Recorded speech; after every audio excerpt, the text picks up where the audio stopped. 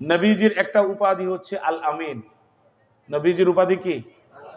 আল আমিন, বিশ্বস্ত। সব কিছুর বেলায় নবীজিকে মানে। কিন্তু তিনি যখন তাওহীদের কথা বললেন, যখন বললেন ইয়া আইয়ুহান নাস কুলু লা ইলাহা ইল্লাল্লাহ তুফলিহুন, তোমরা লা ইলাহা ইল্লাল্লাহ বলো, আল্লাহ পাক তোমাদেরকে সফলতা দিবেন। এই কথা যখন বলছে, এই দ্বীনের এই কথা দাওয়াত যখন তিনি দিলেন, কাফেররা বলে উঠলো তাব্বাল্লাক আলিহাযা দাউতানা নাউযু বিল্লাহি মিন যালিক। বলে মুহাম্মদ তুমি ধ্বংস হও। নাউযুবিল্লাহ বললেন না? মুহাম্মদ তুমি ধ্বংস হও, এই জন্য তুমি আমাদেরকে ডেকেছো। কাফের মুশরিকরা গাল ভরে ভরে যতই নবীজির ব্যাপারে তারা বদদুয়া করুক আর অভিশাপ দেখ, বলেন তো দেখি তাদের বদদুয়া বা অভিশাপ কি আল্লাহ পাক কবুল করবেন? আর নবীজি যদি কারো পক্ষে দোয়া করেন অথবা কারো বিপক্ষে যদি বদদুয়া করেন, সেটা কি দোয়াটা কবুল হবে কি হবে না? জোরে বলেন। এই দ্বীনের দাওয়াত দিতে দিতে কথায় কথা লম্বা হয়। সরকারে কায়নাত মুহাম্মদুর রাসূলুল্লাহ সাল্লাল্লাহু আলাইহি ওয়াসাল্লাম মক্কাতুল মুকাররমা থেকে বর্তমান হিসাব অনুযায়ী 450 থেকে 500 কিলোমিটার দূরে মদিনাতুল মুনাওয়ারা, সেই জায়গা পর্যন্ত পৌঁছে গেলেন। আর হক এবং হক্কানিয়তের বিরোধিতা করতে করতে, আল্লাহ এবং তার রাসূলের দুশমনী করতে করতে, আবু জাহাল মুহাম্মদুর রাসূলুল্লাহর বিরোধিতা করতে করতে মদিনাতুল মুনাওয়ারা, মক্কা থেকে কত দূর, বদর প্রান্তর, সেই জায়গা পর্যন্ত পৌঁছে গেল।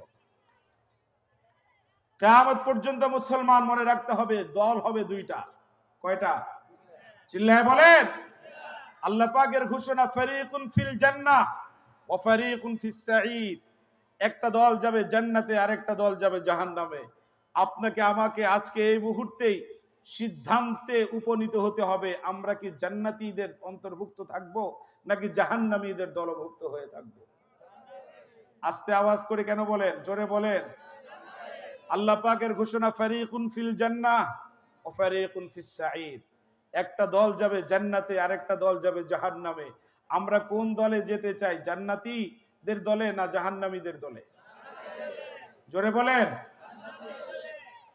আল্লাহ এবং তার রাসূলের বিরোধিতা করতে করতে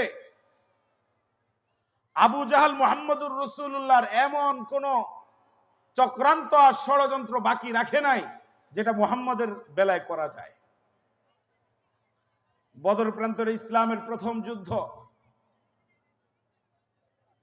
ঐতিহাসিক বদর প্রান্তরে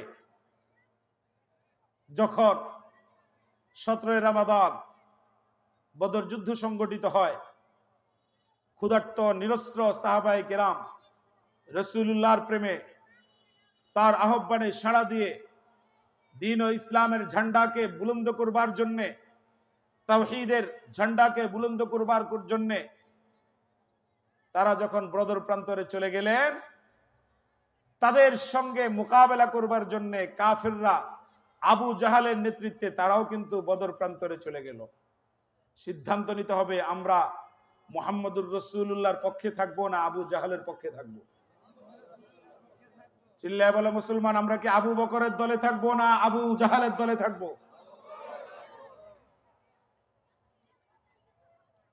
যাবার পথে একটা কুয়া পরিত্যক্ত অবস্থায়, চোখে এখনো ভাসে, পরিত্যক্ত অবস্থায় সেই কুয়াটা। রাস্তা যাওয়ার মতো এত সুন্দর রাস্তা সেই সময় ছিল না। সাহাবায়ে কেরাম সেই জায়গায় যখন তাঁবু টাঙালেন, সাহাবায়ে কেরাম বললেন, ইয়া রাসূলুল্লাহ একটু পানির দরকার। সরকারে কায়নাত বললেন, তোমরা তালাশ করো। তালাশ করে একটা কুয়া পাওয়া গেল, যে কুয়াটার পানি ব্যবহার অনুপযোগী, পরিত্যক্ত কুয়া। নবীজির কাছে এসে তারা বললেন, ইয়া রাসূলুল্লাহ একটা কুয়া পাওয়া যায়, যে কুয়াটাকে আমরা বীর রুহা হিসেবে চিনে থাকি। বলে সেই কুয়ার পানি পান করার উপযোগী না, পরিত্যক্ত।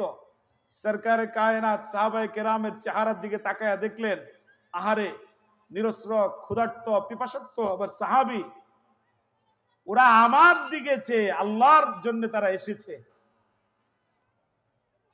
ওদের এই দুঃসময়ে আমি তাদের পাশে থাকবো না তো কে থাকবে? নবীজি বললেন আমাকে নিয়ে চলো। বীর রুহা এখনো পর্যন্ত সাক্ষী হয়ে আছে। নবীজিকে বীর রুহার সেই জায়গায় নিয়ে যাওয়া হলো। নবীজি বললেন কুয়াটা কোনটা? বলে যে এটা পানি পান করার অনুপযোগী। সরকারে কায়নাত মুহাম্মদুর রাসূলুল্লাহ সাল্লাল্লাহু আলাইহি ওয়াসাল্লামের লালা মুবারক সেই জায়গায় ছেড়ে দিলেন। সঙ্গে সঙ্গে সেই পানিটা, লবণাক্ত পানিটা মিষ্টতায় ভরপুর হয়ে গেল। বীর রুহা থেকে আরেকটু সামনে অগ্রসর হবেন, দেখবেন বীরে শিফা একটা কুয়া আছে। আমি প্রায় বলি, আজও বলি, জমজম কুয়ার পানি সেটাও মুখে নিয়ে দেখেছি।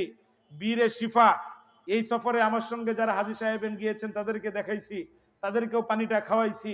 বীরে শিফার পানিও মুখে নিয়ে দেখেছি। খোদার কসম করে বলি, কাবার রব আল্লাহর কসম করে বলছি, জমজম কুয়ার পানির মধ্যে মিষ্টতার কোনো ভাব নাই। বীরে শিফা যেই কুয়ায় আমার নবী মুহাম্মদুর রাসূলুল্লাহ লালা মুবারক পড়েছে, সেই বীরে শিফার পানির মধ্যে যে মিষ্টতা অনুভব করতে পেরেছে।